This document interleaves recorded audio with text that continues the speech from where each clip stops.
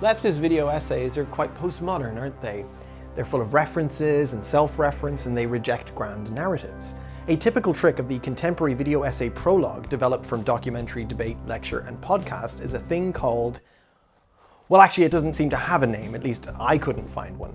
It's a specific type of prologue wherein a seemingly entirely unexpected and different story is being told briefly, and that story's conclusion will have a prestige, a surprising turn that actually draws us right up to the story that the thumbnail and title promised. Here's Lindsay Ellis, teasing us with the promise of an essay about Phantom of the Opera Love Never Dies by detailing the production history of Men in Black. Here's Little Hoot, teasing us with flowers in an essay about gun violence, and here's me in an essay ostensibly about right-wing identities, and I start talking about the Disney film Aladdin? Cynically, reductively, these colourful prologues are like dangling keys, an immediate left-hand turn to trick the viewer into a level of investment in a subject they might only be vaguely interested in. Or worse, intros like this establish a false sense of depth and analysis, giving the appearance of an all-encompassing, godlike view of the subject, when in fact, it's just so much wasted breath over a superfluous and needlessly wordy aside.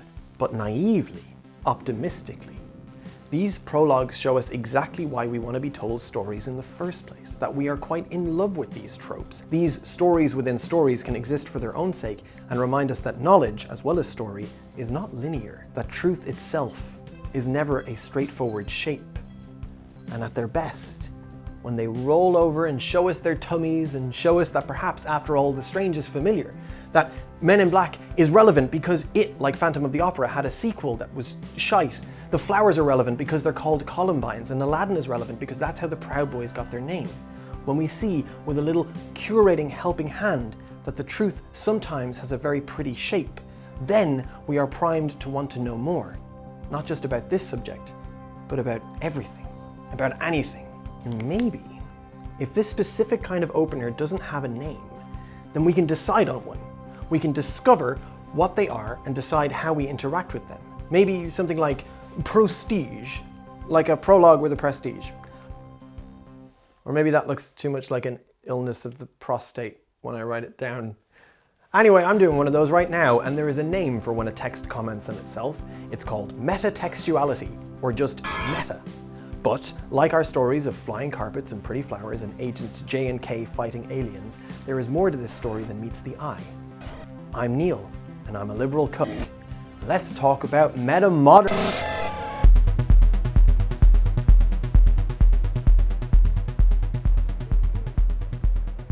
I'm here at my alma mater, Trinity College Dublin, where almost 80 years ago, world-famous physics guy Erwin Schrödinger delivered his famous lecture series, What is Life? The series straddled quantum physics, biology, philosophy, all that big stuff. Schrödinger was a Nobel Prize winner, famous for the Schrödinger equation, which described the evolution over time of a wave function in a quantum mechanical system. Schrödinger's work was foundational in our understanding of quantum mechanics.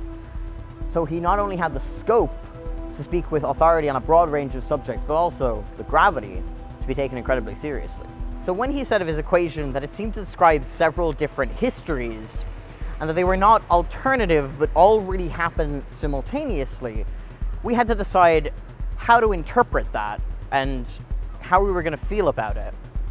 We also had to decide if this was an idea of pure maths, or if it was something more real that can't be described by rhetoric. Also, he lived simultaneously with two women and fathered children with them, and he wrote a letter to Eamon de Valera to get a visa for one of them, and they all lived really happily together to a ripe old age. I'm Felix. I'm a liberal cook. Let's talk about the multiverse.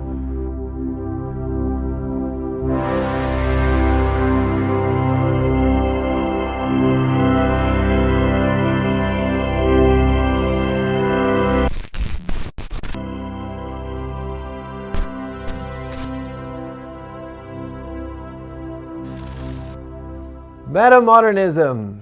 But first, in order to understand metamodernism, we have to go back and understand the lineage. modernism and postmodernism. Now, throw a rock and you'll hit someone with an opinion about what postmodernism is. Throw another rock and you'll hit someone with a completely different opinion. Throw a third rock and you'll be in trouble with the police. I'm going to try to not get too bogged down in academic language. The truth is, you already know what modernism and postmodernism are, because whether you want to be or not, you're all fluent in the language of superheroes. And you have literally seen modernism and postmodernism beat the shite out of each other.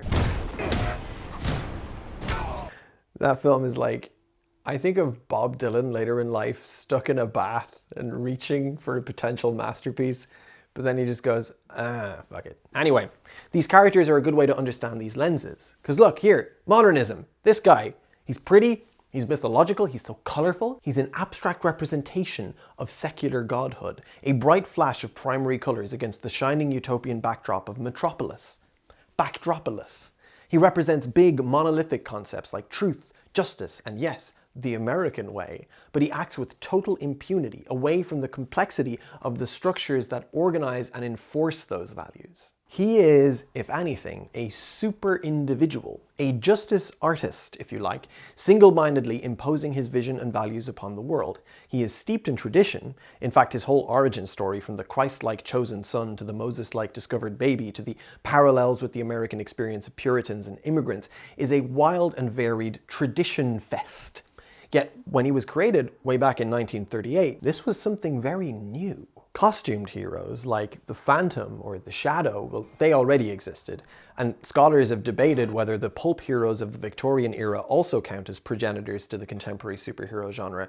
But Superman has big powers. He's like way overpowered, right? He fucks different. And that, as a development in the medium, makes sense because this was a world that was considering itself as a whole under potential threat, kind of for the first time, or at least American culture was looking at the world that way. And you, yes you, could rightly point out that Superman was a lot less overpowered when he was first created. He had more humble powers and more humble adventures. But that actually shows that those technological and political changes in the first half of the 20th century were reflected in Superman, and modernism reflected them too. Global threats, nuclear war, the possibility of revolution, the rise of fascism and communism, all those things are reflected in the early days of superhero stories. Now, Superman didn't always have a strict codified response to those things. Structurally, superheroes tend to be mongrel creations with contributions from different writers, artists, and editors, but even beyond that, if we zoom out on the modernist movement as a whole, we see even more obvious disagreement about technology and politics, and also about art. The modernists were not a monolith. So Superman might be, on the whole, pretty pro-America and anti-revolution, but let's not forget Superman was created by two Jewish guys, Siegel and Schuster. He was opposed to fascism not just in the obvious let's clobber Hitler with a plank kind of way, but also Superman was not a fan of the KKK, and by 40s and 50s standards could occasionally be kind of woke. And also kind of a That's why I think it'd be fair if you were to get the spanking you deserve. You wouldn't dare. Some modernist artists were approaching their work as entirely revolutionary and very politically motivated. At the same time, modernism now has become kind of indistinguishable from antiquated attitudes that don't question structures or the status quo. The modernist idea of a utopian American high-tech future with lovely buildings and flying cars, as parodied in The Simpsons or in the attitudes of Howard Stark, is now like, at best, cringe and at worst propaganda. But the atonal compositions of Schoenberg, which is also considered foundationally modernist, is quite clearly a big fuck you to structure and to music and to our preconceptions and values.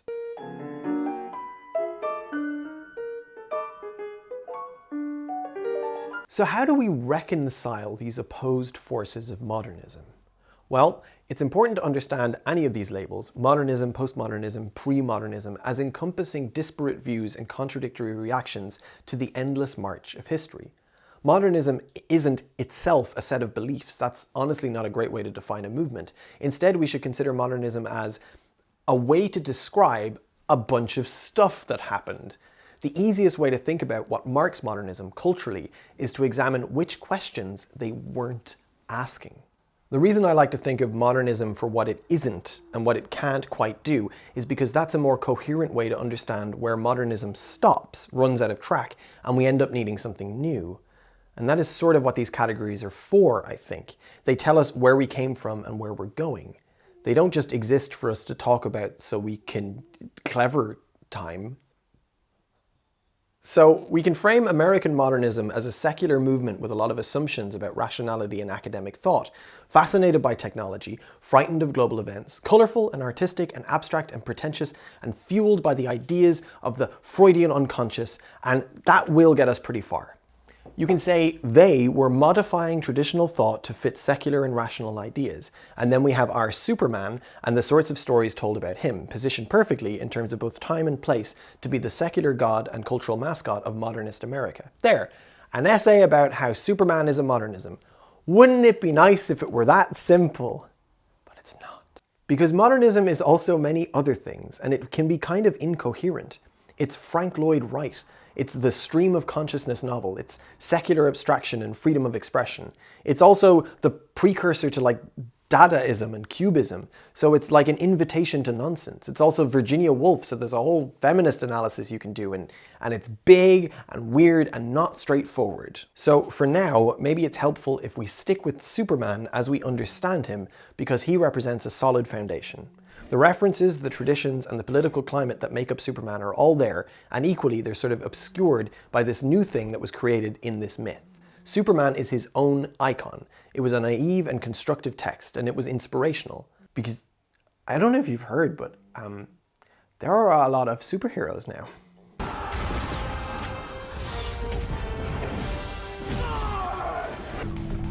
I find modernism fascinating and beautiful and neglected as a topic, because more time has passed, because the mindset and the zeitgeist of that time feels very detached from contemporary culture, but more importantly, because there is a younger brother to modernism, and he is such a big deal and so cool and dark and interesting and cynical and fascinating, and he challenges and he shapeshifts and he deconstructs and he has leather nipples. This fucking guy. You know his name. He's called...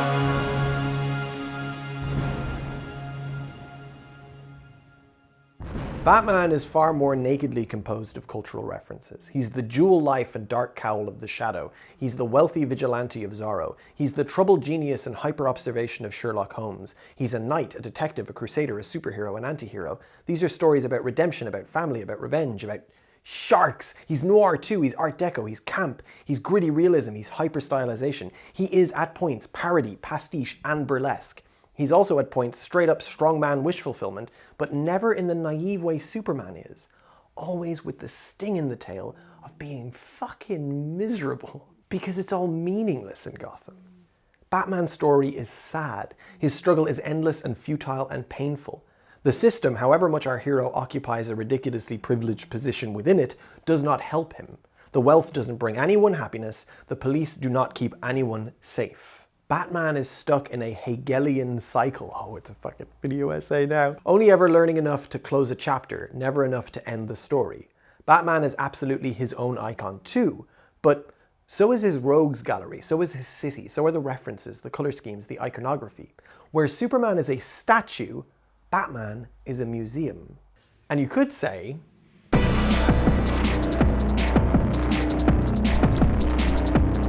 oh, so many words to say. Oh, so little. Postmodernism is also just a way to describe a bunch of stuff that happened. You don't need postmodernism explained to you. You're all postmodern agents, living in a postmodern world. Quite simply, it can be defined as the opposition to meaning. After all, meaning is pretty arbitrary, right? Maybe there's no such thing as meaning. And once you let it go, all that cumbersome meaning, you can surrender to the nonsense and reference after reference with no direction to go. Just talking about Batman. Oh, speaking of which, what were they saying? in contrast, you don't need to do a postmodern Batman because you don't need a metaframe to justify a new interpretation. You just do it and people either like it or they don't. You can't create a postmodern proxy for Batman because by the time you've made sufficient reference to the signifiers of Batman, it has become what some people call a ripoff. We understand that Brightburn isn't a ripoff of Superman, but it is a postmodern reference to the icon of Superman. It is subverting the trope. How do you subvert the tropes of Batman? You'd have to make him nice and happy and optimistic and colorful, but that's already been done and it remained Batman. Why? Because postmodernism contains within it the scope to reference and recreate modernism. There is a line of thinking that modernism itself cannot really be defined, either because we're looking back at foundationally unrelated things and cherry-picking coherence, or because we are postmodern, looking back at phenomena that are remote and foreign and done, and we don't know how to recognize what they are or what's good about them anymore. We have postmodern blindness, and we're doubly blind because we also can't tell if it was ever there in the first place. This ubiquity and the fractal, endless, distracting nature of postmodernism has some interesting consequences, which we'll get to. For now, we can say that we have an inability to see outside of postmodernism, what you might call postmodern realism. And by that, I don't mean the style of realism in a postmodern text. No, I mean it in the same sense as capitalist realism, where it's easier to imagine the end of the world than to imagine an end to capitalism. Similarly, it is easier to imagine all art, all media, all knowledge, and attempts at communication descending into meaninglessness, self-reference, self-destruction, and farce than it is to imagine something beyond postmodernism, something after it, something constructive. But surely, like capitalism or scientific racism or gender essentialism, this postmodern realism is indicative of a lack of imagination. Like those other things, it is an inability to contend with the fluid nature of our understanding of reality and the constructed nature of the world we live in. It is an artistic inconvenience, and postmodernism is a particularly silly thing to be so hung up on because it's so obviously constructed, clearly not inevitable or innate. Of course, it isn't a decision that any one person makes to have society be postmodern or not. Postmodernism is a lens and a series of complementary phenomena that we group together. But it could be argued that we actively and passively reify the modes, moods, culture, and aesthetics of postmodernism through everyday acts, patterns, and assumptions. We reify its inevitability and its relationship to objective truth, postmodernism's place in the hierarchy of style and of intellectual merit. We reify that it is inescapable. We seem to have no idea what the questions are that postmodernism fails to ask. But there must be. It is possible to not reify postmodernism. It must be. We're not done. It's possible to take a leap of faith into something new. We need a new hero. The last hero you'd expect.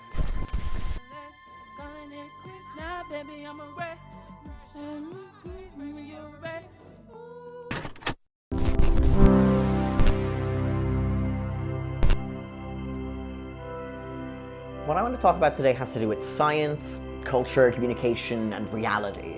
I've chosen multiverse theory, or the many worlds interpretation, because it seems to have won the hearts of popular culture in ways that it has not necessarily won the hearts of physicists. And culturally, it's doing interesting things to us. Now, physics is not my area of expertise. My area of expertise is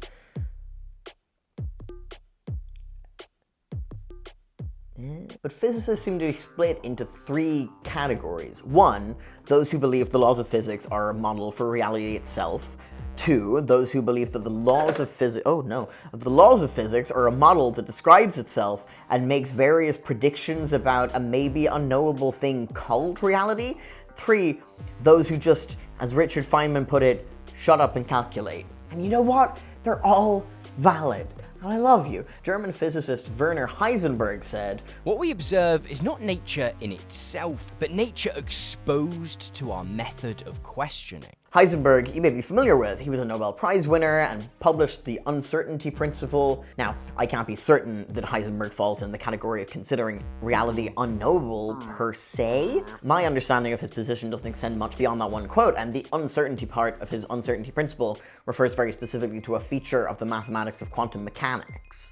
Basically, even if all initial conditions are specified, there's a fundamental limit to the accuracy with which certain pairings of physical qualities can be predicted, like position and momentum. The more precisely you predict the position, it must follow, because maths, that your prediction for the momentum will be less accurate, and vice versa. But by discovering that reality, or at least the language we use to understand it, mathematics has at least some built-in incompleteness. That must have been an interesting revelation for Heisenberg and his peers. It's certainly a brave and counterintuitive avenue of thought. In the realm of quantum physics, there are tons of counterintuitive observations. Language itself, the combination of reference points and vocabulary structure, neologisms, grammar, it doesn't necessarily suit such bizarre phenomena as a subatomic quark with a spin of 1/2. So instead of relying on words, we have mathematics, which is much more honest and self-consistent, but it has its own issues when we try to translate mathematical concepts into language that everyone can understand, without even getting into how our understanding our senses and consciousness aren't exactly the same as language either. All of which is to say, physics is not a game, it's a social construct. And that's not quite as abstract and postmodern an idea as it first seems. In fact, it's not even that revolutionary an idea, not when Werner fucking Heisenberg felt the need to draw a distinction between nature in itself and nature exposed to our method of questioning. Niels Bohr, another seminal figure in theoretical physics, said, "It is wrong to think that the task of physics is to find out how nature is.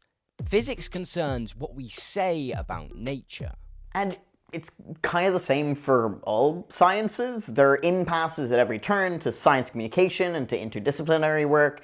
There are innate disagreements between the kind of language or the methods that one field uses, say for example social psychology, and the kind of language and methods another field uses, like neuroscience. There are limits to and innate disagreements between a statement made by the scientific method.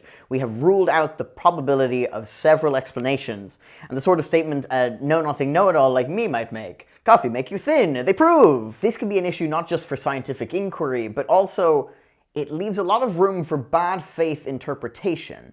In the case of psychology, this happens when pop psych books or public figures join up dots that are completely disparate and the only connection is satisfying a bias or assuaging an anxiety. In the case of physics, we have religious figures or people like Deepak Chopra cherry-picking random words and concepts from quantum physics and relying on how obscure and poorly understood they are to make wild and outrageous claims.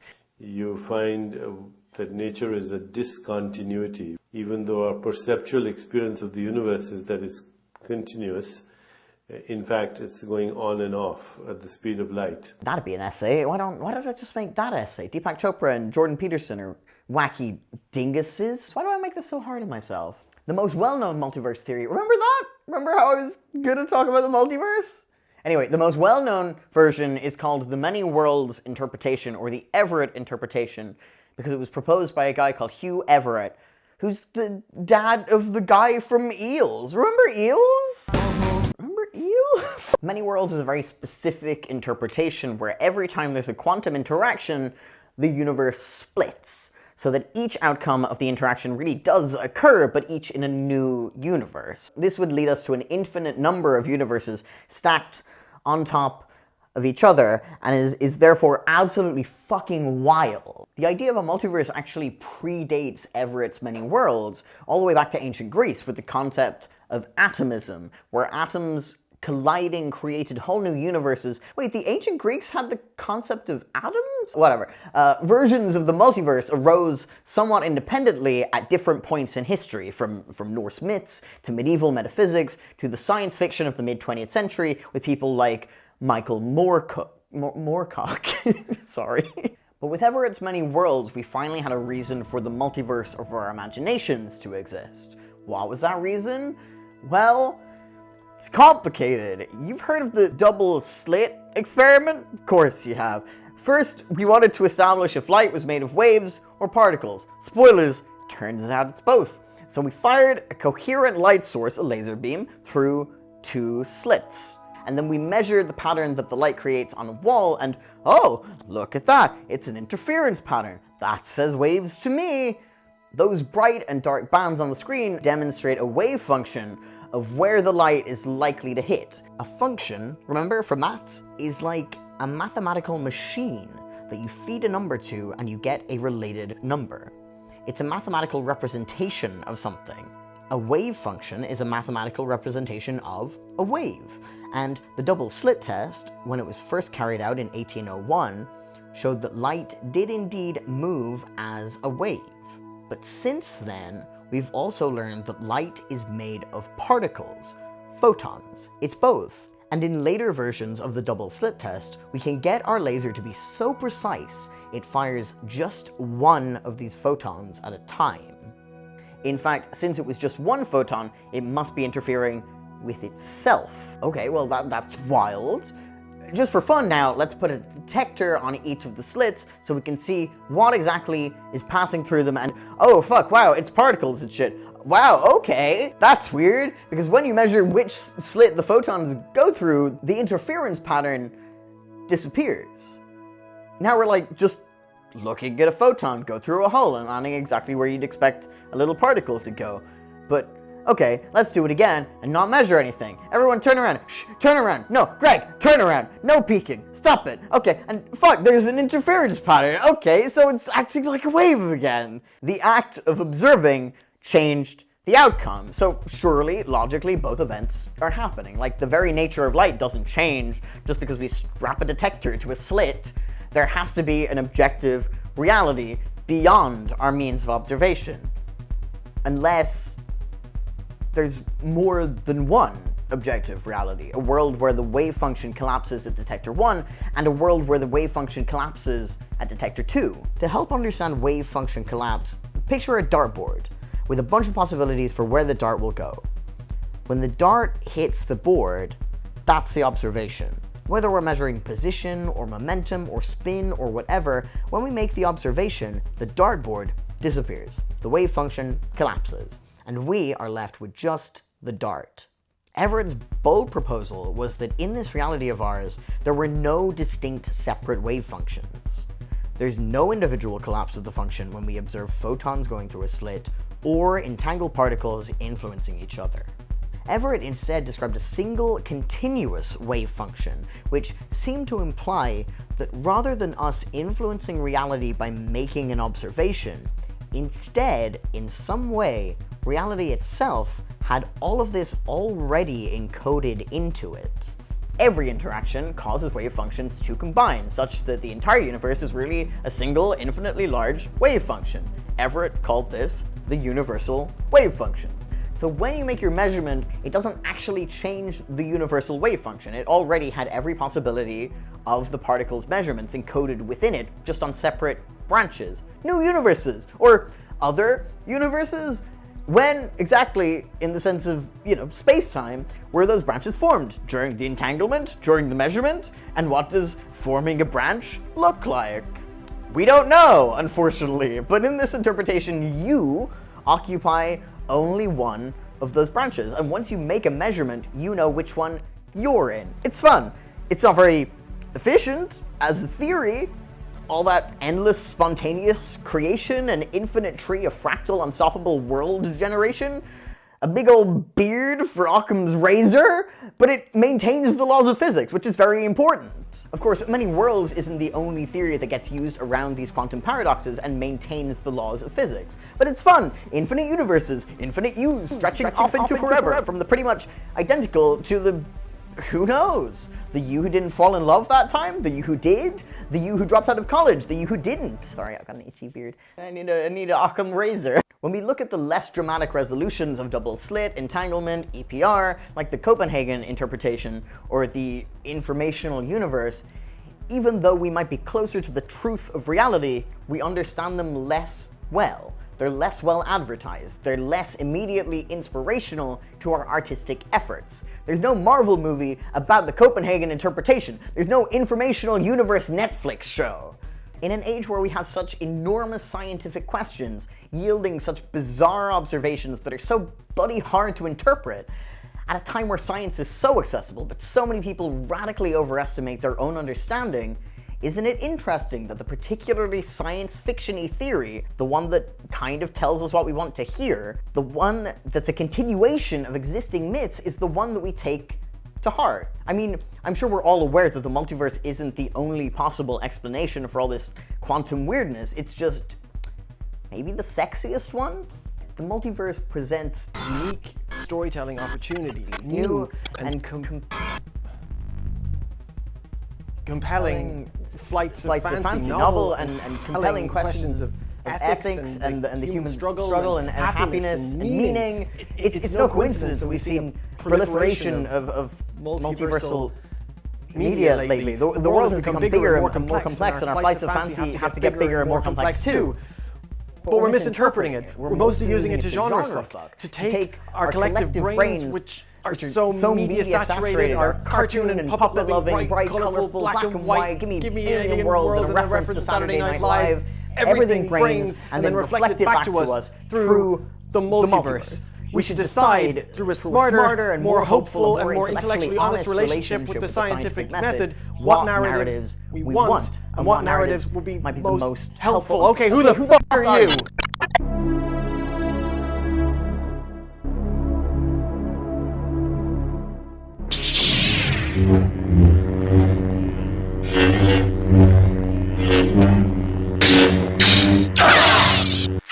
Becky? Becky? Becky? Becky? Becky? Becky?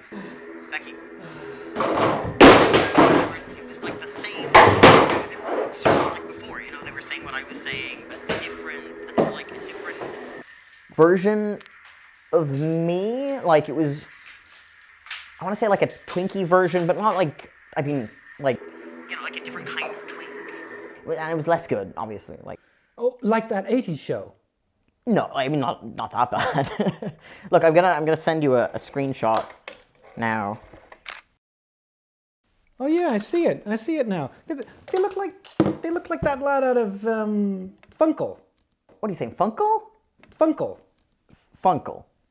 You know Funkle. Funkle. Funkle from the diaphragm.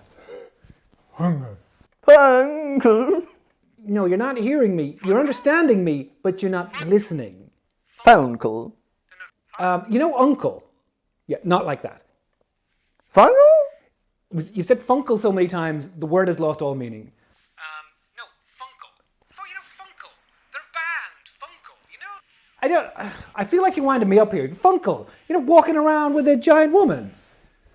Walking around with a giant woman. It's me and the other guy from Funkle. I don't know his name. I think I have a record of it here somewhere. Becky, I think something very strange is happening. Yeah, Funkle. You remember? Doesn't that look like the person? That's another one. Something very strange is happening. In Arizona. Felix? Felix? Alex!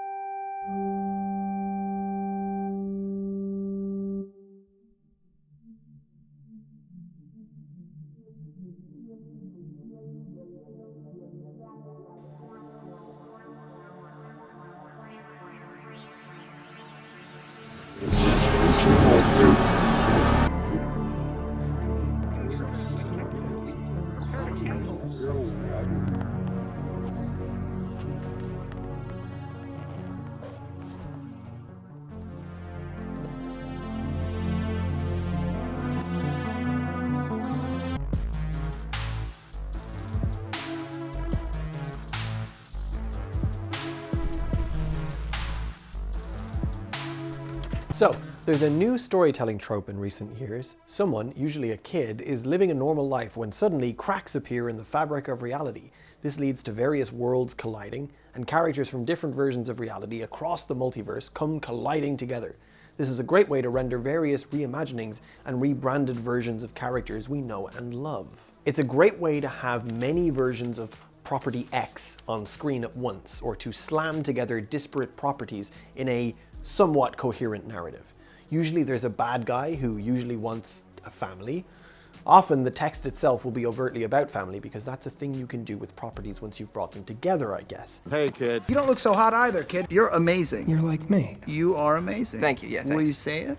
You're like me. Things usually start to glitch because that's what we assume happens when the multiverse slams together, and also we're all so used to the language of glitching now. It's an artistic trope. It's a stylistic fourth wall break because you feel like the piece of cinema itself is literally falling apart. You get some slammed together architecture and some very mixed aesthetics, bish bash boom, save the day, zombie demons, big science machine, I see you see me. We all have struggles on the inside and would feel better to hug ourselves. Hot dog fingers, the end. And that's Spider-Man Into the Spider-Verse, Spider-Man No Way Home, Doctor Strange in the Multiverse of Madness. It'll probably be Flashpoint if they ever release it. It's also the Lego Movie and kind of Chippendale Rescue Rangers and many others. And is that metamodernism?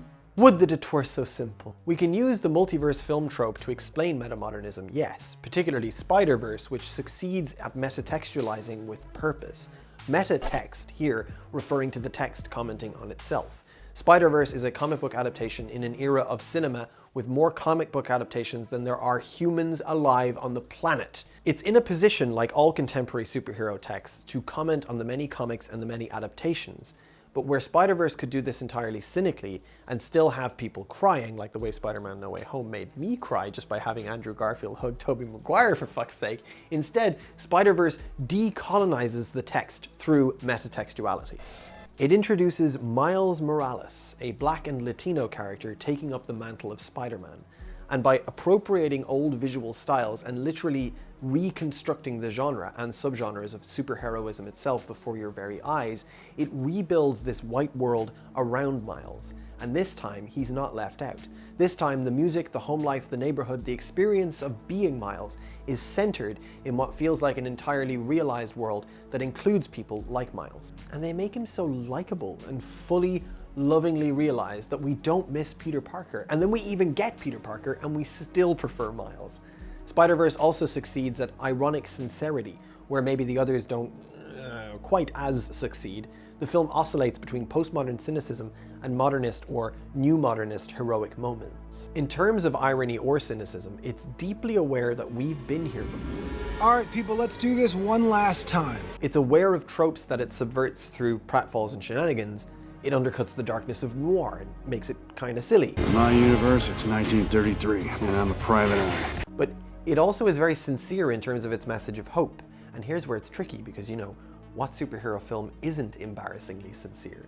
And in terms of how that sincerity is executed, what exactly is it that makes Spider-Verse so not cringe? Well, I think it's because the film has a very specific optimism. When will I know I'm ready?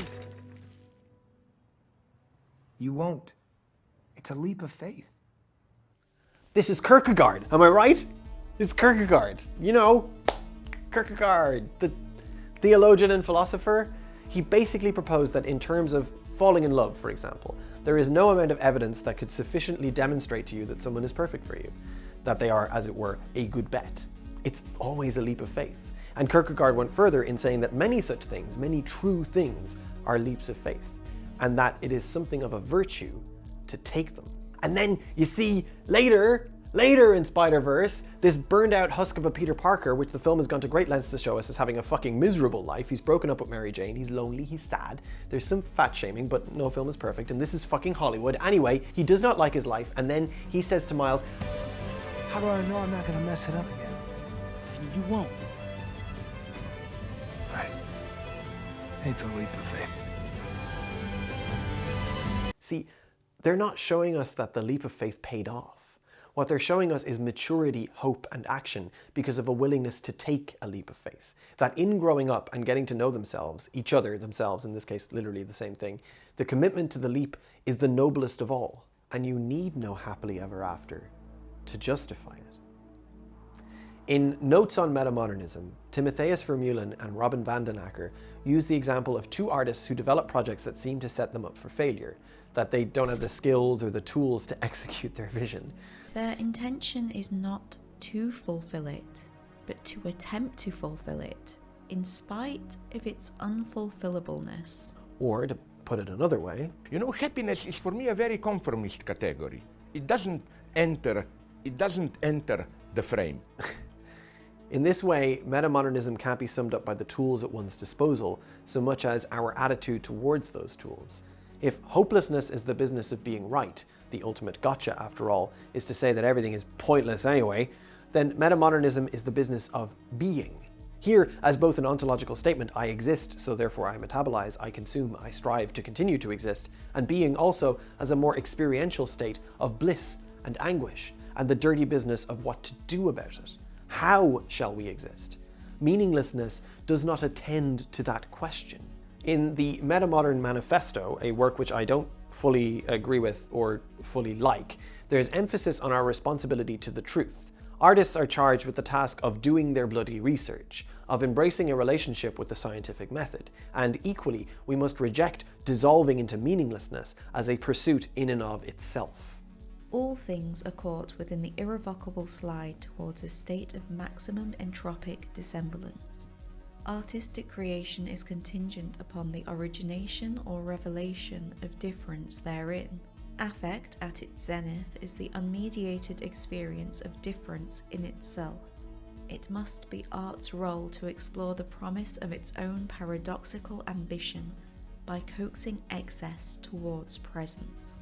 And the real enemy in Spiderverse is entropy. Well, it's the kingpin of crime, but you know, even that was spurred on by entropy because he tragically lost his wife and son, and now he's making more entropy with this big evil technology, which I'm choosing to read as billionaire creates chaotic and entropic states more than fairly distributed wealth would. But anyway, the real danger is everything falling apart. It's the universes colliding. It's the text of the film threatening to explode. And the force that fights against that chaos is chosen coherence. Purposeful coherence. Chaotic coherence, in fact. There's a talking cartoon pig and an anime girl, and a Nicolas Cage noir character. It's a great film, watch it. They all come together despite their differences because they're all Spider-Man. I told you this wasn't a perfect case study for metamodernism.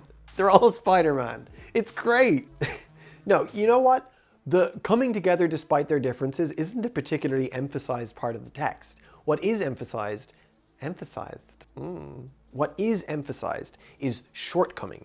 That feeling of being surrounded by people who are different than you, and how it makes you feel weird and insecure and like you are not good enough. He's looking right at us while we talk about it. There's a heavy collaborative component to metamodernism, whether that's as extreme as accepting hierarchies, which I personally don't agree with, or creating cohesion across smaller political and cultural divides, which I do in principle agree with. It takes a leap of faith, but it can get shit done. Collaboration through unionization, organization, political allegiance, squats and protests and artistic collaborations and letters of complaint and mutual aid and fundraising and educating and trying. This is where the hopelessness, doomerism, sarcasm and reductionism of postmodernity reifies the atomized, helpless, hopeless individual and stands in the way of everything good about community. And our inability to see past it, the postmodern realism of this is the end of art, means we still think of optimism and hope and leaps of faith as somehow less intellectually valid than meaninglessness, stagnation, despair. We still think that J.D. Salinger was more smart than Jim Henson, and I respectfully disagree. But just because something is metatextual doesn't mean it's metamodern. I mean, once again, these aren't clean distinctions. This new metamodernism thing is happening as a series of phenomena, and artists and thinkers are simply noticing, borrowing, paying attention, stealing from, and understanding through one another. Do you think I decided to comment on metamodernism through the medium of video essays because I decided on that medium? Well, it is a good medium, but there's a confounder here. Me. I'm the confounder. Am I a metamodernist because I make video essays, or do I make video essays because I'm a metamodernist? I mean, what about all the other essayists? What are they? Does it matter? Because I mean, what's the problem? What does it matter what you call yourself? Sounds to me like this metamodernism stuff is just gonna happen and we can all chill about that whole end of history, end of art, post-truth, neoliberal, crypto-fascist world we were plummeting into there for a while. Phew, thank heavens. Well, good night. Except, fuck. Just because metamodernism is opt-in doesn't mean postmodernism is opt-out. It's like Catholicism. There are several steps involved in escaping it. Because while we all love Spider-Verse and all of the multiverses, there's one major contemporary text that I have entirely avoided talking about. Let's talk about the postmodern multiverse. How is that? They didn't let me out. Makes sense, right? Like I said,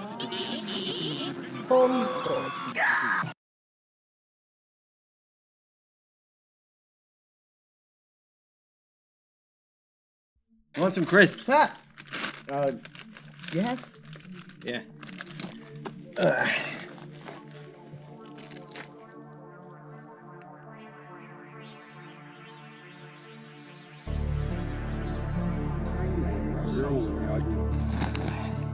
How did this happen? I'm sure you've been through enough episodes now to know maybe it all leads to here. What is here? I'm not sure. Future, the past, somewhere that isn't meant to be, every bad idea, every poorly thought out plot contrivance. And you're like me, you're a liberal cook. Yeah. I mean, right, it's a pun, obviously. Like we're leftists. But, yeah. How many of us do you think there are? Well, I'm not sure of that either. I don't really believe in multiverse theory. What I can say is that there's a glitch. And maybe that glitch is the reason we exist. Or maybe we were never meant to exist. Maybe this is where you end up, when you were never meant to exist. God, I wish I had my thermometer. Oh, in my universe we had this whole, we had an episode that was all like Doctor Who, and I found this sugar thermometer, and it was a whole thing.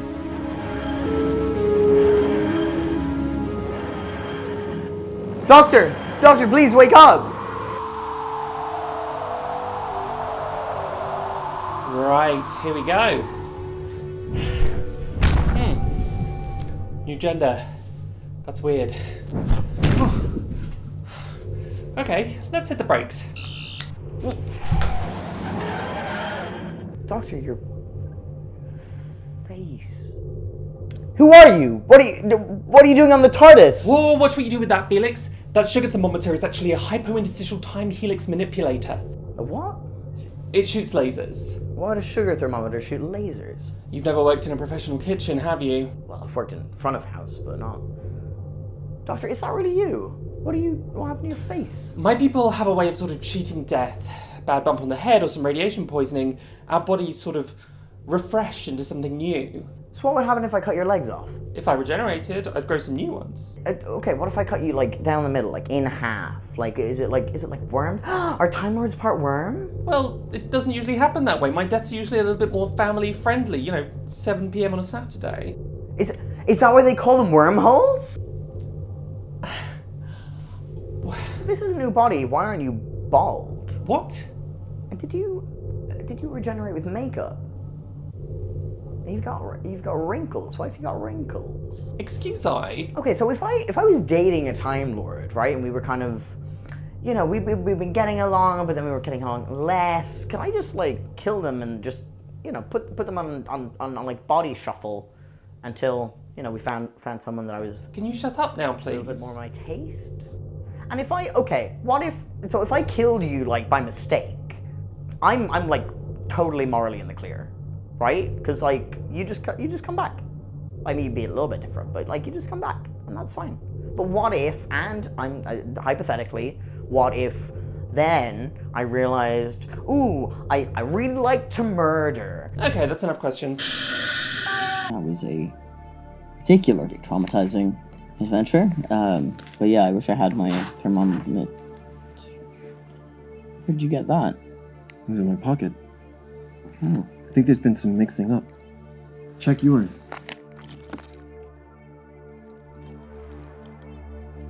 It's yours? Uh-uh. So, we're not the only ones.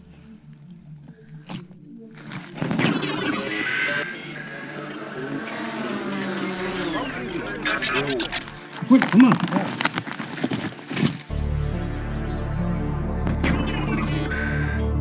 Canceling procedures initiated.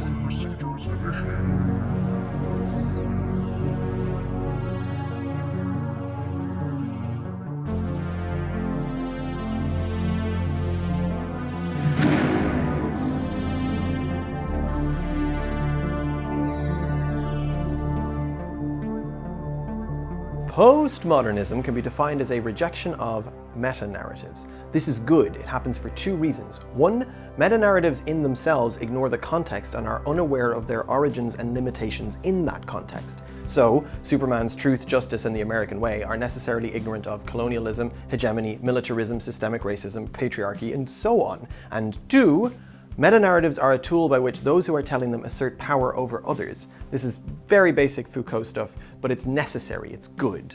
Where we start getting into trouble is knowing where to draw the line. Early and simplified postmodern theory points us away from these meta-narratives, these grand narratives, towards local narratives. But if you've ever seen anyone argue about what's bougie and what isn't, then you've witnessed that framework fall apart. Is Bob from Bob's Burgers working class? Well, he owns a business, so he isn't. But does he own capital? Well, yes and no. He's not a landlord. He doesn't earn capital by having capital. He generates capital through labor. He works with his family in the burger place. And he didn't inherit wealth, as far as I'm aware.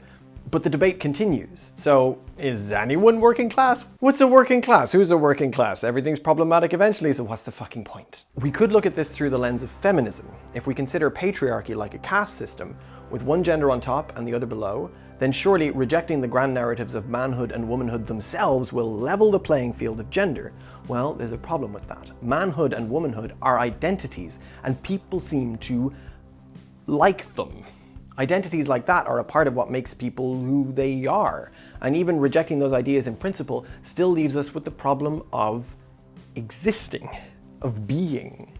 What shall I wear today? Who amps my pronouns? Whether you're a trans woman rejecting the idea that gender is fixed at birth, but accepting the idea that women exist, and you are one of them, or you're a gender-critical lesbian separatist saying that gender doesn't exist, but sex does, and rejecting the grand narrative that men and women must coexist, but accepting the grand narrative that boys will be boys, well, you're both disagreeing on what the grand narrative is, and now you've become enemies with those on top of the caste system, cis men, remaining quite unaffected.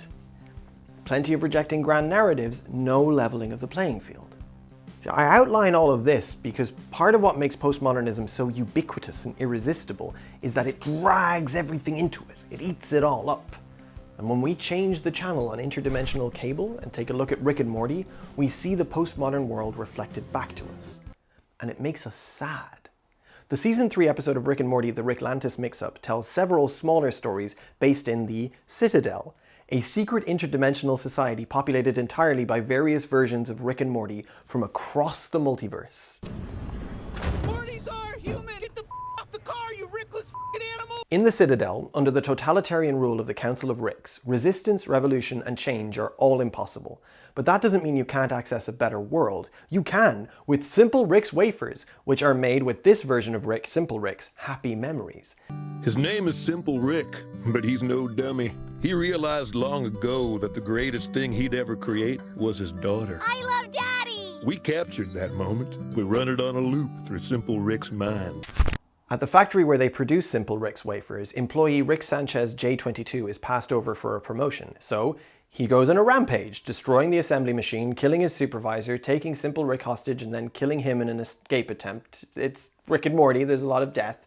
Just as the SWAT team of Ricks are about to apprehend J22, they're stopped by the factory's owner, Rick D. Sanchez III, who, surprisingly, starts commending J22 and his courage, and he frees him. As J22 is overwhelmed with emotion upon being given a limousine, Sanchez III tases him and uses his happiness as a replacement for the wafer's flavor. Resistance is swallowed back into the system, commodified, rebranded. And we recognize this phenomenon in our own lives, and I guess we laugh. In his book, Capitalist Realism, philosopher, writer, and political theorist Mark Fisher points to the relationship between capitalism and postmodernism, and the role that relationship plays in reifying how impossible it is to escape. With reference to tragic musician Kurt Cobain, Fisher outlines how postmodernism and capitalism both cement a sense of futility. In his dreadful lassitude and objectless rage, Cobain seemed to give wearied voice to the despondency of the generation that had come after history, whose every move was anticipated, tracked, bought and sold before it had even happened. Cobain knew he was just another piece of spectacle, that nothing runs better on MTV than a protest against MTV. knew that his every move was a cliché scripted in advance, knew that even realising it is a cliché. The impasse that paralysed Cobain in precisely the one that Fredric Jameson described. Like postmodern culture in general, Cobain found himself in a world in which stylistic innovation is no longer possible, where all that is left is to imitate dead styles in the imaginary museum.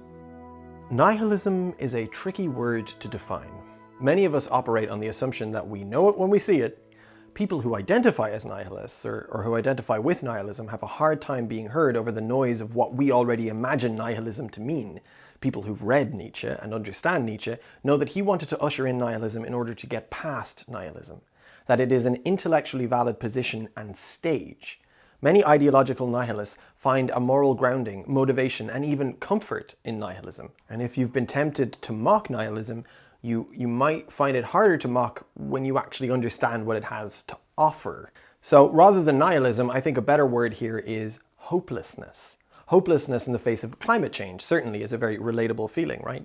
Hopelessness in the face of regressive and even fascistic political change. Hopelessness in terms of upward mobility, of personal solvency or happiness, or of ever starting a family or owning a home or having a job you like, of equality, of being free to be yourself and free from threat of ridicule, abuse, or physical harm.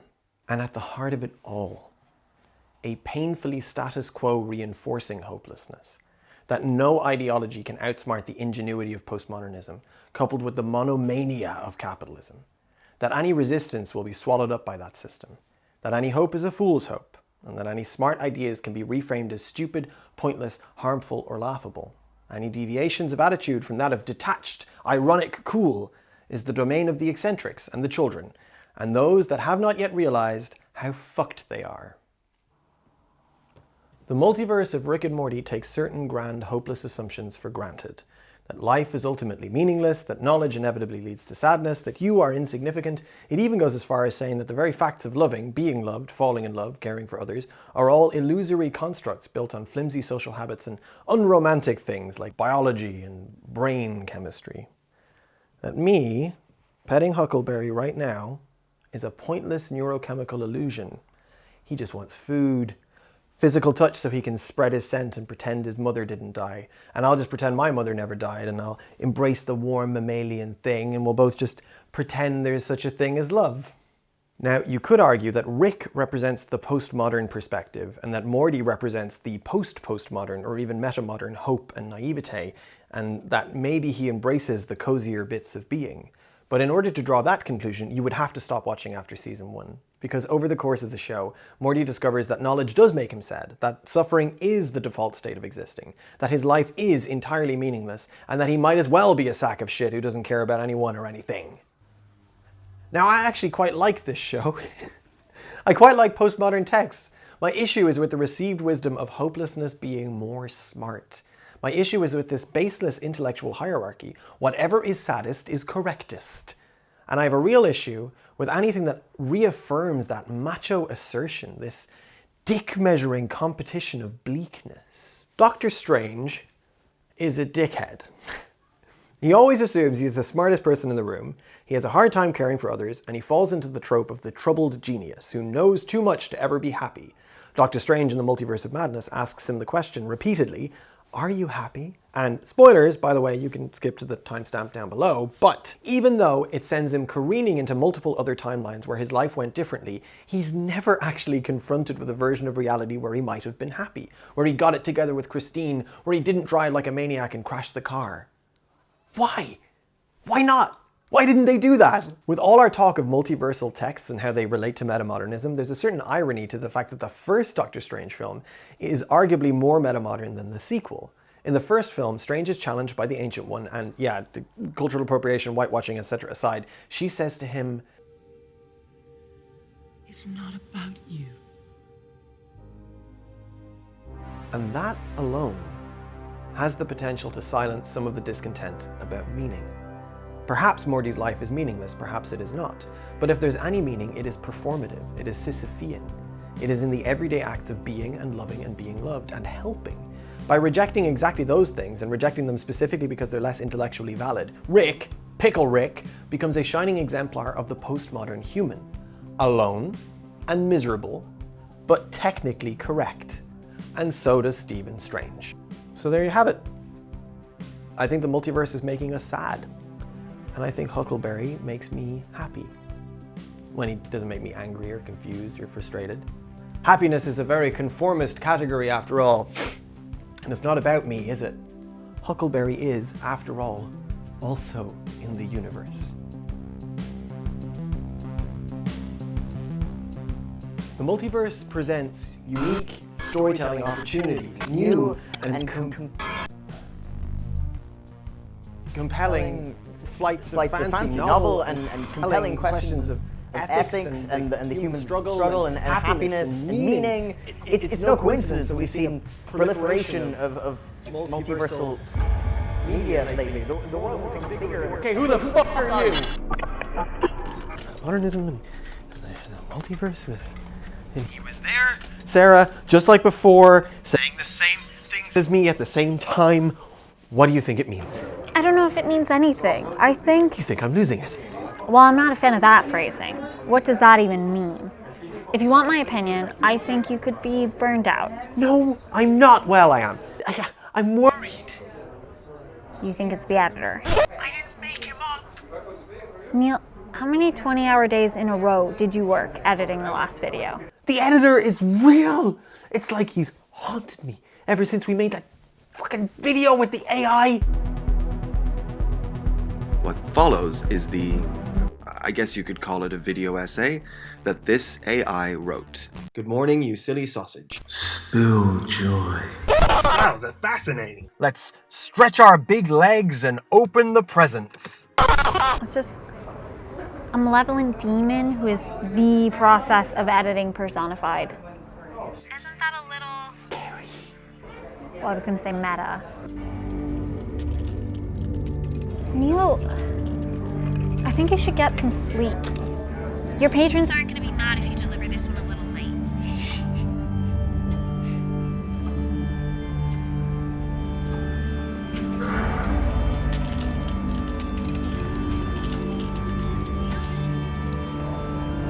Neil?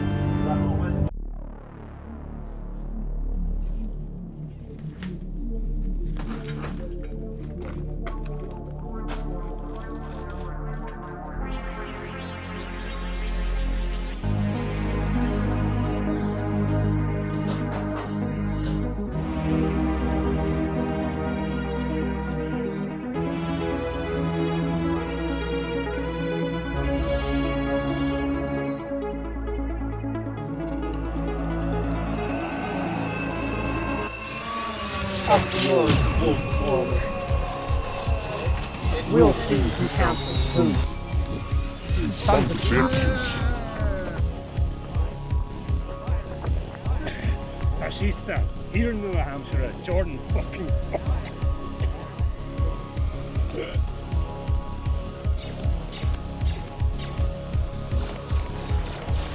Especially a cocky liberal. Oh, pretty fresh. Same. Oh, I am also a liberal cocky.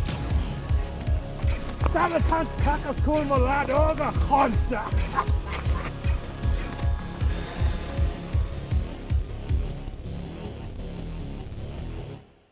Okay, I think the coast is clear.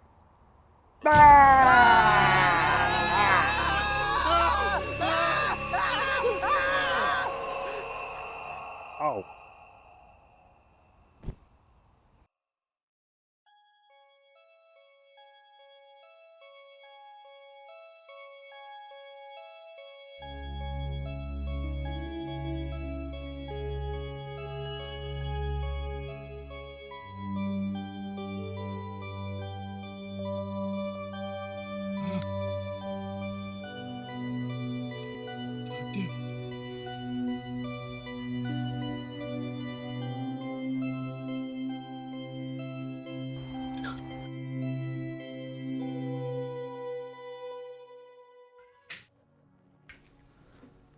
Neil?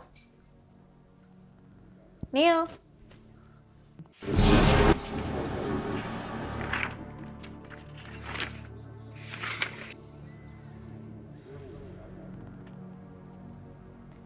Neil? This isn't how you structure an outline.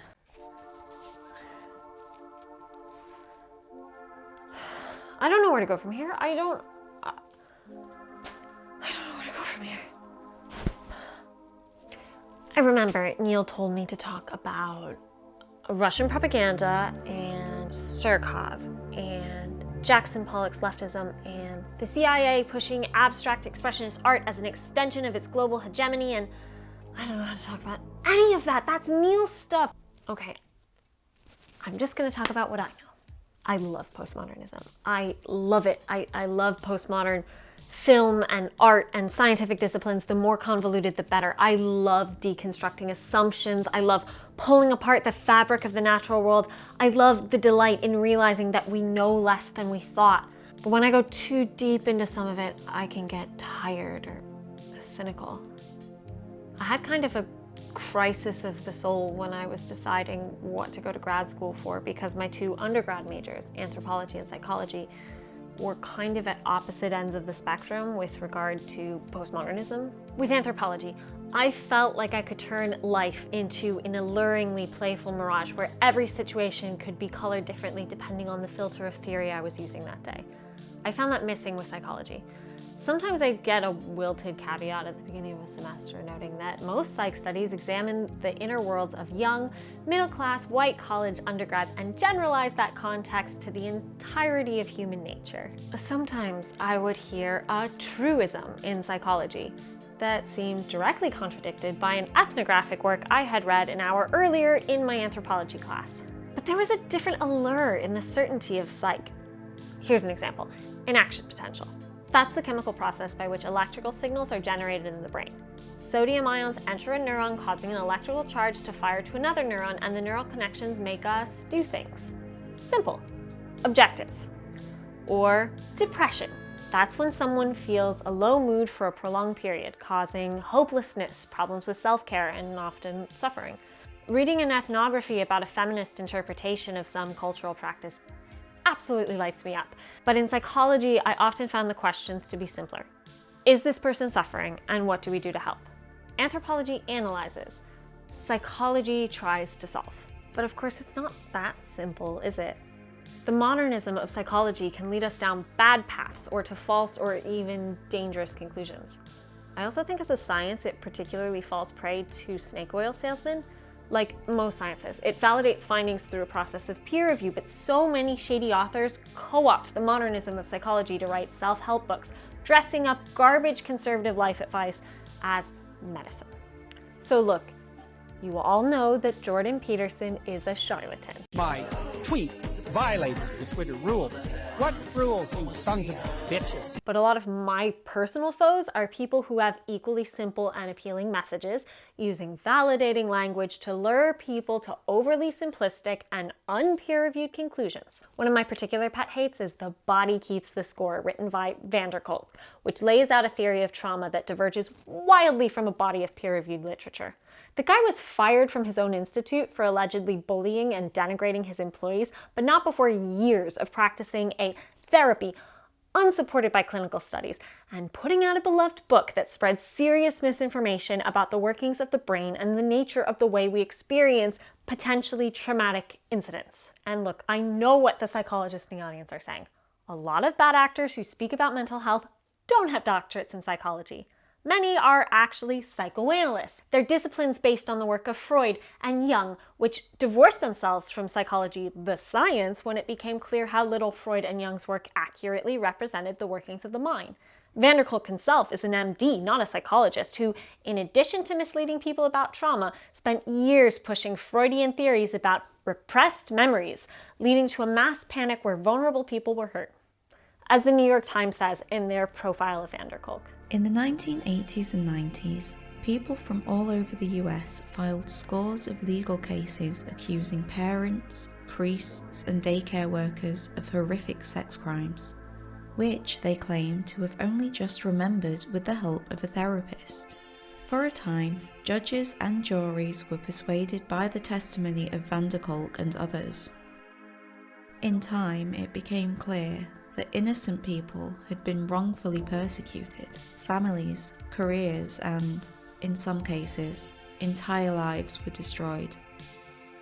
Psychology tries to wash itself from these bad actors by pointing to rigorous peer review, and yes, there is a big difference between those groups. But when you have a discipline which still embraces modernist certainty, it's easy to see how, at best, science gets misunderstood as serotonin is the happy neurotransmitter, and at worst, completely co-opted by bad actors like Vanderkolk. We should decide through a smarter and more hopeful and more intellectually honest relationship with the scientific method what narratives we want. In my early 20s, I got really into the New Sincerity literary movement. I'd been really into the Beats before that, but after reading the books written by the women my heroes mistreated, namely Nobody's Wife by Joan Haverty Kerouac and Off the Road by Carolyn Cassidy, I really couldn't enjoy the playful irresponsibility of the Beats anymore without being disgusted by their overt misogyny. So I jumped to New Sincerity and was happy to have found a movement which spoke to my spirit of optimism without damaging women. More on that later. New Sincerity is, I think, the same thing as metamodernism. It rejects the endless division and analysis of postmodernism, but not in favor of returning to modernism with all of its oversimplification, instead by asking us to reject cynicism. Asking us not to reject complication, but also to keep from fully embracing hopelessness. It's the movement which seems to address all of my inner issues. It's the analysis of anthropology mixed with psychology's focus on, okay, people are suffering, what can we do to help? The term New Sincerity was popularized by David Foster Wallace. In a famous essay on the subject of irony in media, Wallace calls out irony specifically, putting to words exactly the reason I find postmodernism alluring but difficult. This is because irony, entertaining as it is, serves an exclusively negative function. It's critical and destructive, a ground clearing. Surely this is the way our postmodern fathers saw it, but irony is singularly unuseful when it comes to constructing anything to replace the hypocrisies it debunks. This is why Hyde seems right about persistent irony being tiresome. It's unmeaty. Even gifted ironists work best in sound bites. I find them sort of wickedly fun to listen to at parties, but I always walk away feeling like I've had several radical surgical procedures. And as for actually driving cross-country with a gifted ironist or sitting through a 300-page novel full of nothing but trendy sardonic exhaustion, one ends up feeling not only empty but somehow oppressed. In the same essay, Wallace calls for a rebellion against the cynicism and hopelessness and irony of postmodernism, calling artists to risk being deemed cringe. As he puts it, real rebels, as far as I can see, risk things. Risk disapproval. The old postmodern insurgents risked the gasp and the squeal. Shock, disgust, outrage, censorship, accusations of socialism, anarchism, nihilism. The new rebels might be the ones willing to risk the yawn, the rolled eyes, the cool smile, the nudged ribs. The parody of gifted ironists, the how banal accusations of sentimentality, melodrama, credulity. Willingness to be suckered by a world of lurkers and starers who fear, gaze, and ridicule above imprisonment without law. Who knows? Today's most engaged young fiction does seem like some kind of lines ends end. I guess that means we all get to draw our own conclusions. Wallace is unequivocally my favorite writer. I love his short stories, I love his nonfiction. I really love Infinite Jest, his most famous novel. A book which has become a shorthand for show-offy intelligence, which is sad and ironic because the book offered a compelling critique of showy intelligence. It demonstrated the pitfalls that pretentious dweebs like me can fall into when we think that big words do anything but obscure reality and alienate us from others. It didn't necessarily use the trope that intelligent people are inherently more miserable than anyone else. Many people in this book are miserable. But it showed the folly in being conceited about one's intellect. Well, that's fun. Wallace expanded more directly on this point in his famous speech that gets remembered as "This is Water." In the speech, he makes the point that we all become acclimated to an environment of distrust and hostility. He argues that our default setting is to think of ourselves as the most important person in existence, and so when things inconvenience us, it can feel like a personal slight. He argues that we must consciously choose to give people the benefit of the doubt, which is not a thought that comes naturally. Like that the person who cuts us off in traffic might be driving to the hospital, that the person being rude at the grocery store might be worn out from caretaking all night for someone sick, that it is just as plausible that people have altruistic reasons for what they do than thoughtless or selfish ones. I can think of other examples too. The person you're dealing with may be an immigrant who doesn't know the social rules, may be neurodivergent, may be having a mental health crisis, or may just be having a bad day. Why is it easier for us to assume a miserable reason for people's actions rather than a good one? But I can't read you This Is Water. I can't really sing the praises of this author because Wallace, for all of his calls for empathy and sincerity, was not a great guy. To put it bluntly, he was abusive towards women. He stalked them, degraded them, fucked them when they were vulnerable, when they were on drugs, or when they were his students. Mary Karr, an extremely talented writer in her own right, was often the victim of his intensive stalking. After, as she puts it, fucking him a couple of times in the early 90s, he went on to torment her. He threw her coffee table at her, splintering it into pieces. He tried to throw her from a moving car. He mused about buying a gun to murder her husband. She changed her number, so he found the new one. She tried to obscure her address. He followed her 5-year-old son home from school. I stopped loving the beats when I learned that the adventures of Kerouac and Cassidy were leaving a trail of penniless, abused, pregnant women in their wake. How do I balance Wallace's message of kindness and empathy and sacrifice to others with this, the actual actions he undertook in his life? If I disavow the man behind the message, where does the meaning I took from it go? I actually don't have an answer. I would ask Neil, but they're not here. Okay, I think I know who I can call. Hi, Sarah. Thanks for giving me a call. Thanks for talking to me, Zoe. I'm having a weird day. What's up? Neil's not here. I don't know, just... You've read David Foster Wallace, right? I've seen it on your bookshelf. Yeah, I know you have. You've made fun of me for it before. Right.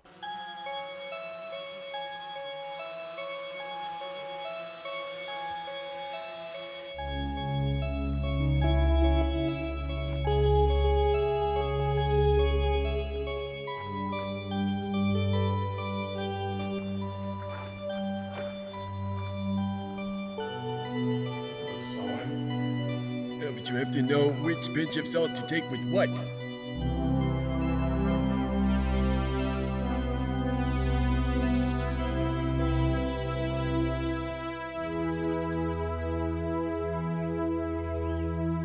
Neil, friend, you look like shit. Council of Leftist YouTubers, we beseech you. These liberal cucks have fallen out of their respective worlds. They are trapped here in the meta-reference. Please, do you know of any way that this skit can come to an end? What's the meta-reference? It's a reference that can't be made. A reference to everything and to nothing.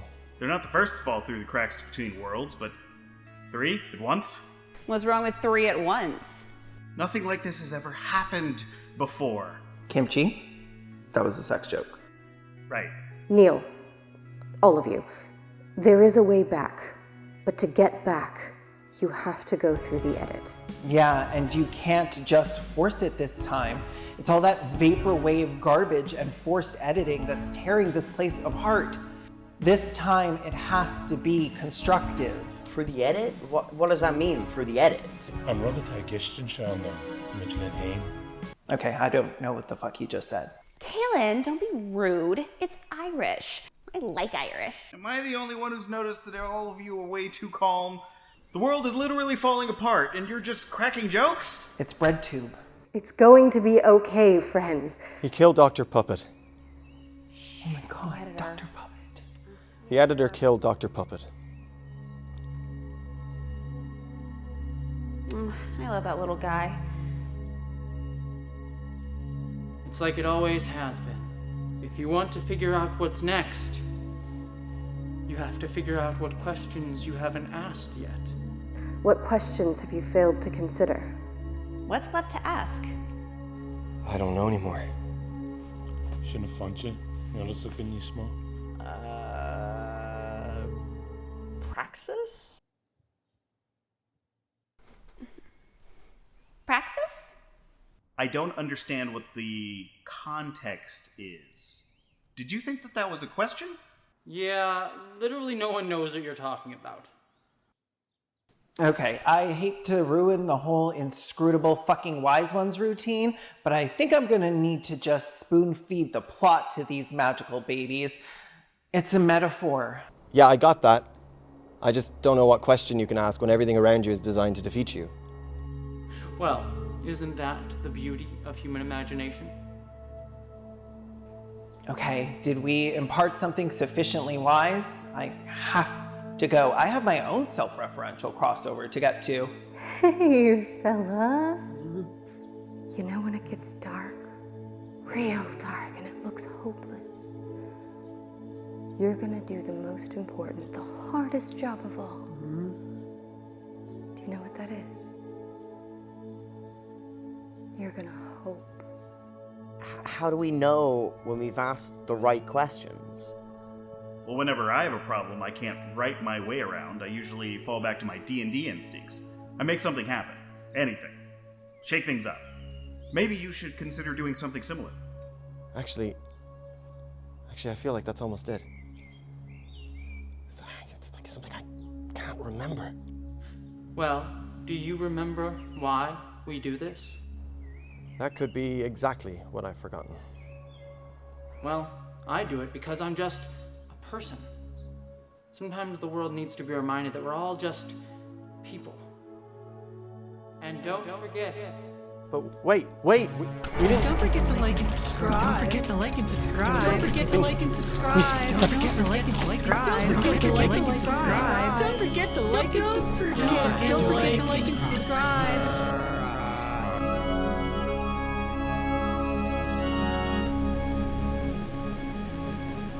Infinite Jest is my favorite book. I used to listen to a copy of This Is Water, you know, him giving the actual speech on an MP3 player, and I feel like he's inspired me through his work to be a better person and to see the world as good and as something we can save, to be less selfish. And how do I fucking square that? How do I draw inspiration to be a good person from someone who was not a good person at all?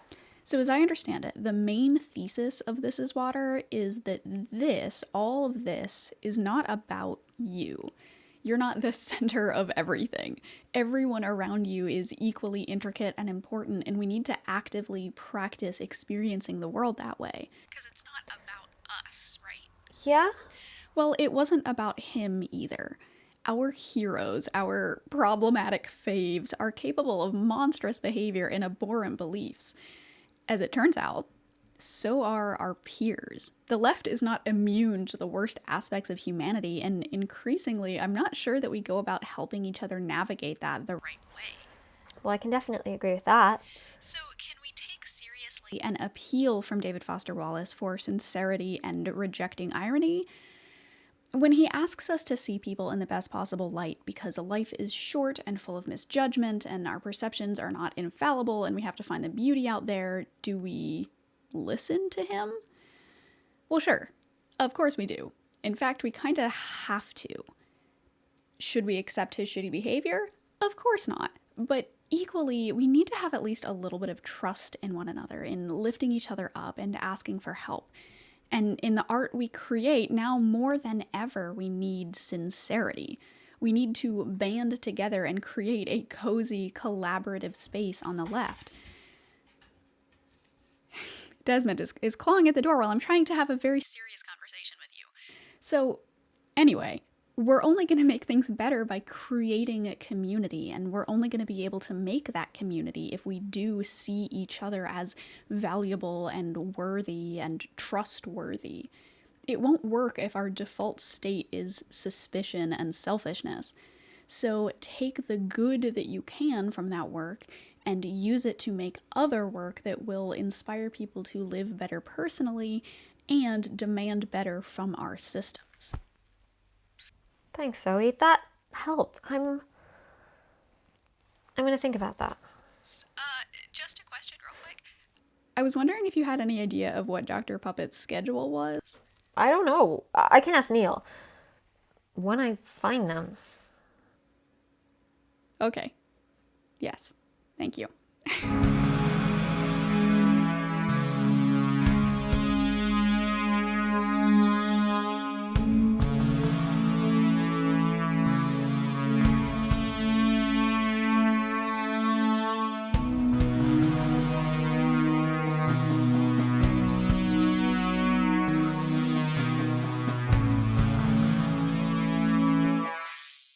We should just get a Gerald Curl like Jordan Peterson. Just make a video essay. Just make a video essay. Because maybe it would be helpful for us to think critically about the theories that are popular. And Isn't this a good essay? Sean Carroll's poetic naturalism. Who's the cat of their shit? How much you got like Gerkel? How much running a Buru crew? Poetic naturalism. Ever heard of that?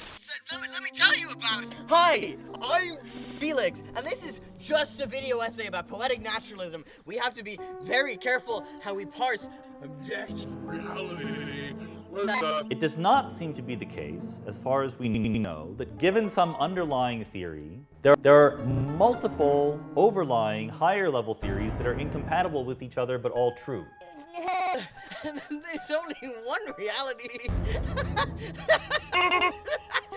It seems to be that reality appears in a series of nested theories. Theories might look very different but be compatible with each other, but theories cannot be multiple higher level theories that are truly different and yet correspond to the same lower level underlying reality. And when we interact with the ideas governing reality, we should just ask ourselves, what's most helpful? But when you add values, judgments, evaluations to the mix, then it should be perfectly clear that you can have theories of value that are equally compatible with the underlying physical reality. You have some theory of, me and you, people moving around in the world performing actions, but there seem to be clearly different, consistent ways of saying, well, that action is good and that action is bad, and so forth. So there needs to be some criterion for choosing between these different theories of value other than it fits the data in some very basic way. What's most helpful as a reaction and a reading of the implications of those ideas? Is this helpful, Felix? Exactly! Is it helpful, moral, ethical, aesthetic? Human beings are not blank slates. We have desires, aspirations, emotions, and so forth. So developing a theory of value is different than developing a theory of science, but it's at some level a similar kind of process. The difference is that because the theories of value cannot be fixed by the fact, it's a more creative process in some sense. It is more artistic or poetic. That is the poetic side of poetic naturalism. Isn't this a good essay? And the onus is on the poets too, not just the naturalists, to do some research. Seems like a nice little essay, right? Maybe inspire some artists, get us past some roadblocks, talk about how Schrödinger was poly. Isn't that cool? Schrödinger was poly. This is a video essay. Irving Schrödinger was after teenage girls. Really good in Oxford, Margaret Ban agus Meisters again. Okay, fair enough, grand. We should read on the Nazi here. Okay, grand, but pedophile of yon. Scale fin Kalin da jeg blin de ish, ex grooming. Aye, grooming. Kalin Kahar blin de ish. I mean, come on. Fuck. You can't even death of an author someone like Schrödinger. The fucking building blocks of the universe are named after him. Okay, fine. So, Erwin Schrödinger was a pedo, and physics is a social construct. Hi, I'm Felix, and I don't know what's going on. All frames within frames. This is the world, and it makes no sense, and also, it's on fire. Don't like it? It's the only world we have, except maybe it isn't. And if there are other worlds, we're making them into garbage too. A whole multiverse of inescapable power grabs, hierarchy, cruelty, self-destruction, hopelessness, and, oh yeah, evil. Don't forget to like and subscribe. After all, I'm only here to chase clout. Felix, it's going to be okay. Remember, we're artists. Neil? Fuck off. Take your art, fuck off, and shove it right up your hole. Art is why we're here. All this bullshit is your fault. Fucking hey, if we're up to me, I'll be dunking on chuds. Not listening to fucking D4 West Brit existentialist radio. Well, excuse me if I care just as much about the medium as I do about the message. What's the message then? If you had to simplify it down to 6 words, what would it be? Postmodernism is making us sad. So... 6 is a very small number of words. Well, I can say it in 6 words. I can say it in 6 words, bucko. Meaning isn't how you edit. You're postmodernism. You're chaos. I know how to stop you. In 1980... Walking around with a giant woman. She's 60 feet tall and she's my best friend. Please don't judge, we don't do sexual things. Do-do-do-do-do-do-do-do-do-do. Well, she's almost as tall as the Chrysler building, but she doesn't believe in capitalism. Fine! Enough fucking about. We need more firepower. Where's the dominance here? Take that, you fucking lobster!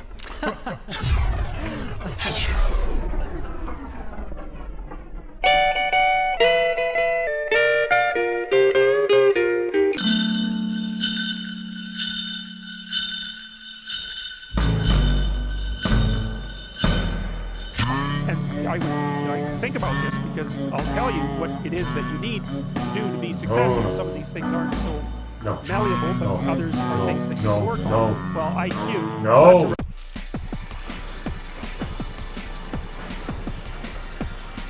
Felix.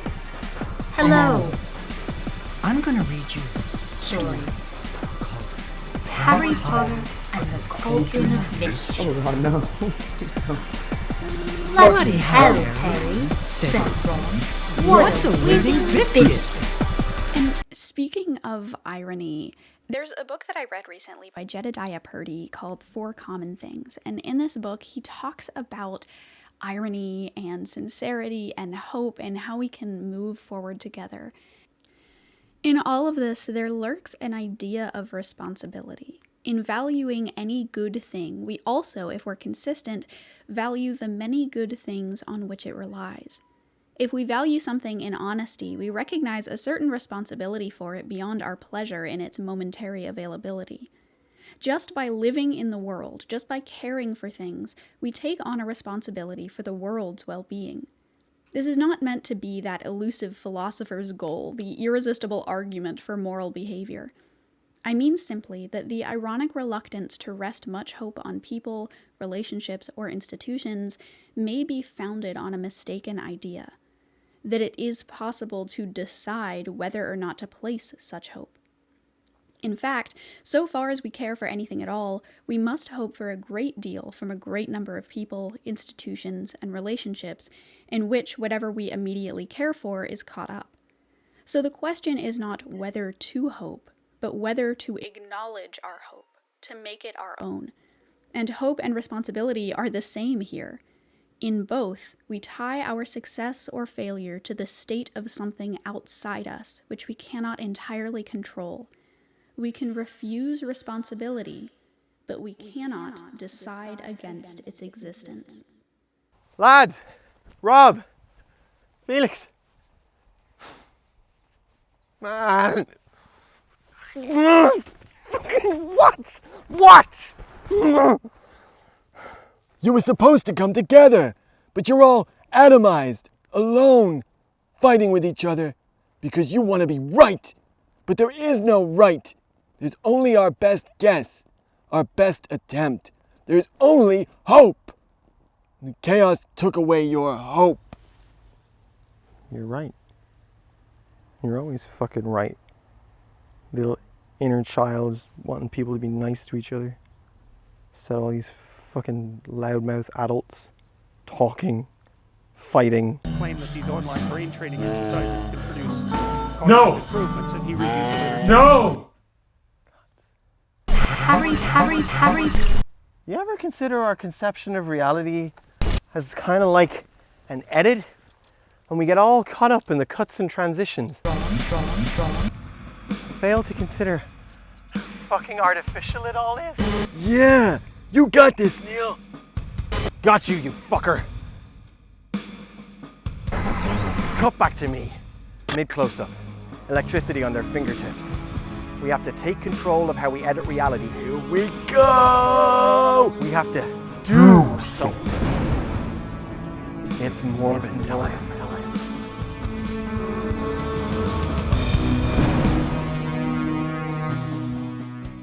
Leftist video essays are pretty meta-modern, actually. They are self-referential, and they're naive, and they're concerned with the truth. At their inception, they were designed to get people out of the alt-right pipeline, to build community. A while ago, we programmed an AI to write a leftist video essay for us, and funny story, I don't think it's controversial if you think sex workers are shit workers. it kept churning out bigotry. The original scripts had all these elements of like the opposite message of our channel. The same thing happened when I loaded the AI with scripts from other creators. Anti-Marx, anti-feminist, anti-racist, strange, cryptic, dog-whistly garbage. But why? Why was this innocent robotic garbage so fascistic? Well, a basic understanding of entropy tells us that there are more entropic, as in chaotic states, than there are ordered ones. Picture a mug. It exists in one ordered state, and if I were to drop it and it's smashed, then there are countless infinite entropic states that the mug could exist in. Infinite use, stretching off into forever. But only one. Still only one ordered one. The AI can generate random combinations of words that sound like somebody talking, but it doesn't start with meaning. It doesn't understand meaning. It starts with chaos. And it references states of order, like our video essays or whatever it's trying to imitate. But any amount of noise will immediately take carefully curated truth with caveats and references and caution and turn it all into outright lies. This is part of how crypto-fascism works. In a postmodern world, Donald Trump sounds like he was written by an AI. People like him, people like Boris Johnson, they just say things. Russia, please, if you can, get us Hillary Clinton's emails. Oh, I make things. I like to... What do you make? I make buses. Any things, and from their disordered state, a regressive status quo can endure and can flourish. On the left, which we may as well call what it is, over here in the truth, over here where people at least try to be sound, our perspectives line up with true intellectual honesty, and they're borne out by data. The modernist idea of an inevitable positive future is certainly not a thing to be blindly believed in. Okay? The modernist faith in institution, its unexamined loyalty to the values of the American middle class, The American way. as if they represented the values of all humankind or matched the best interests of the planet, well, they're all bollocks, aren't they? The ultimate truth, beyond those strivances and blindness to bias, is that humans are happier when we help each other, when we have meaning and purpose and community. There is intellectual validity to naivety. Real rebels, as far as I can see, risk things. And the unanswered questions of one discipline can be addressed by another. It's the analysis of anthropology mixed with psychology's focus on, okay, people are suffering. What can we do to help? My shortcomings are your strengths. It's not about you. So we can decolonize our politics and our institutions. Spider-Verse decolonizes the text. Or if needs be, we can fight with enough collaboration to abolish them. We can! Collaboration through unionization, organization, political allegiance, squats and protests and artistic collaborations and letters of complaint and mutual aid and fundraising and educating and trying. All of these options are theoretically available to us. And so many of us want those changes. You, yes you, do not need all the answers because the mechanism of deconstructing these blind assumptions is already so intuitively in your hands. That's what postmodernism is for. Not reference for reference's sake, but reflection, contemplation, examination, reduction, and deconstruction. You've already got that. Press save and go with me. If evil is chaos, this disordered, dishonest, crypto-fascistic nonsense, then good must be coherent. Chosen coherence. It must be constructive again. We have to yes and one another. We have to listen and be humble. If we know that we all have implicit bias, then listen to the people you might be biased against. Don't bring white supremacy with you. Don't bring misogyny with you. Listen and forgive yourself and those around you. Don't call out, call in. Foster that change. Be constructive. Ask yourself, what's most helpful? Because postmodernism wants to help, and it wants to be helped. And without your help to turn it into something new, it will eat everything in a directionless and referential and doubly, trebly ironic way. We, the left, the truth, the sound lads, aren't supposed to be cynicism. We're supposed to be intelligent hope. We aren't supposed to be lies. That's their fucking job. We're supposed to be the truth, unapologetic and legible. We aren't the macho need to be right. We are the parental urge to nurture.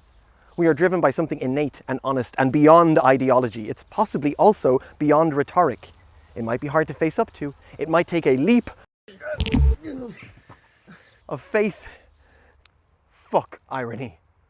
Fuck irony. Be sincere. Put yourself out there. Take a leap of faith. We have to ask, what is helpful?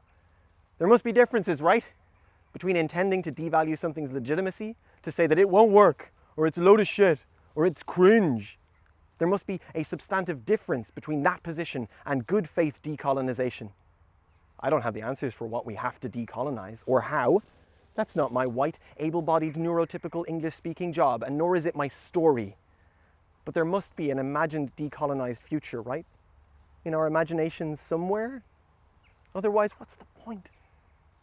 And don't come at me, don't say, oh, well, there is no point, and still claim intellectual superiority.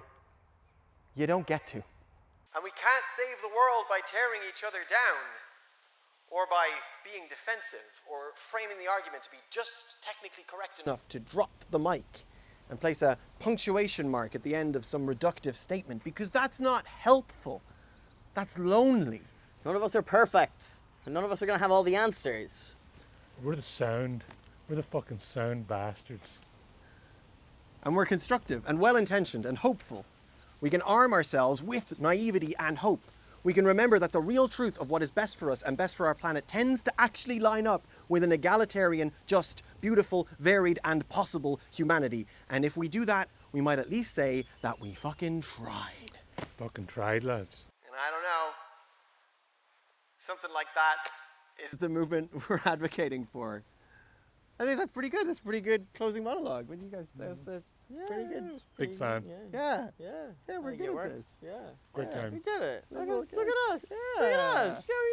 Look at you. Oh, Great. look at you, fucking magician coat. Neil, a word. I mean, just say it. Just say it's over. We don't get to be postmodern anymore. Fine. You know what? I don't think so. Like Einstein said about quantum theory, it's not wrong, it's just not complete. Postmodernism is wonderful. It's just not the sum total goal for our entire species. There's more to humanity. Humanity? You mean the thing that started World War II and thought How I Met Your Mother needed a spin-off? No thank you. And the alternative? Vaporwave? What are you afraid of? A lot of things. Tell me. All right. It's all well and good when you assume you're one of the good guys, which, you know. Well done. A compelling argument. I feel all so inspired, blah, blah, blah. But what if we fuck it up? What if, when we take our little leap of faith and we say something definitive, what if we're wrong? What if we sow the seeds of a new fascism? What if we reify the status quo? What if people get hurt? Well, you have to ask yourself, do people get hurt when we do nothing? Oh, you are on fire tonight. Are you like some agent of chaos? The undisciplined, chaotic spirit of the artist. You are postmodernism. Is that what we're doing here? Oh, don't spoil it. They get it. You don't have to spell out everything. I'm lots of things, but I'm not all bad things. Of course not. We still love you. I am sorry about Dr. Puppet. That was a mistake. I'll see what I can do. Thank you. Please do. Hey, anything is possible. This is a multiverse episode after all. Is it? I don't feel like I was offered a world where I could unmake my regrets or get anyone back. There's no happiness calling out to me. Happiness is a very conformist category.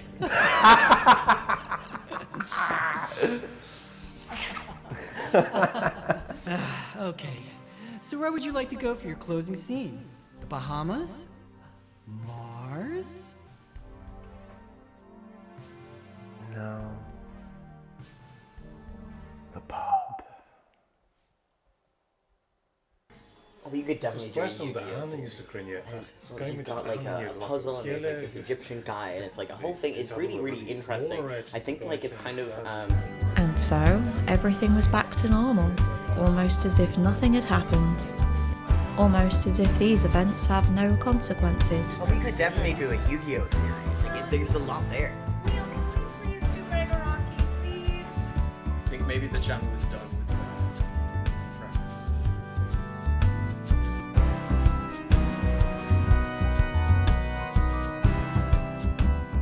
We're just back on our original world on this little YouTube channel you know and love, the Leftist Cooks. Wait. What? Walking around with a giant woman. She's 60 feet tall and she's my best friend. Please don't judge, we don't do sexual things.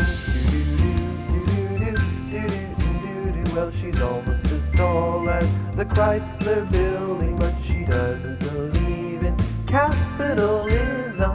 She's alright, we just do regular things.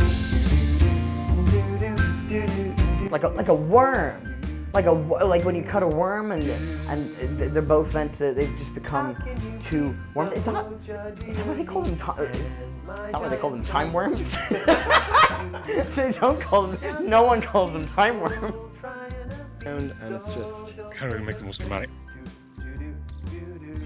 Like that. Take that, you fucking lobster!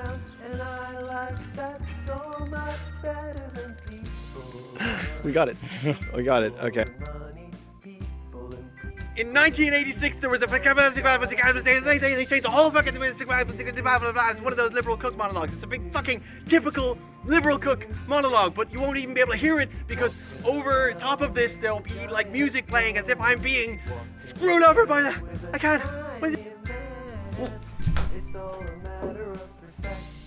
Proper fall doesn't count as acting if you're not wounded in the end. Right, this is Zoe B recording the bit for the big video. No, don't forget to like and subscribe. Alright, I'm gonna give you a few reactions real quick and then I gotta go because my battery is literally dead.